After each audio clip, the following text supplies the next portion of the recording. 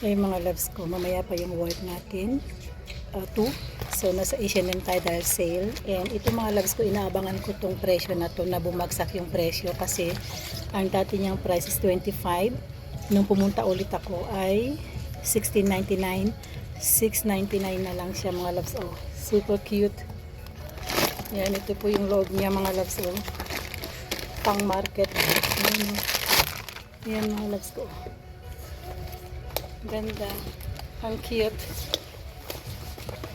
Ang cute niya mga loves. Oh. Yan.